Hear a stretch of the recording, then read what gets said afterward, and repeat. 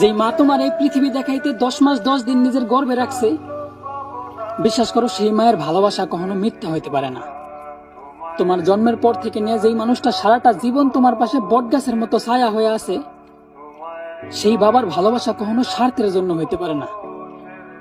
তাই বাবা মারে প্রচুর ভালোবাসো, ততটুক ভালোবাসো যতটুক ভালোবাসলে এই সমাজে আর বৃদ্ধাশ্রম থাকবে না। ততটুকু ভালোবাসো যতটুক ভালোবাসলে বাবা মার মোনাজাতে থাকা যায় তাদের অভিশাপে না। কারণ এই সমাজে ভালোবাসার মতো অনেক ছেলে আছে ভাই, কিন্তু ভালোবাসা পাওয়ার মতো তাদের বাবা মার এই পৃথিবীতে নেই।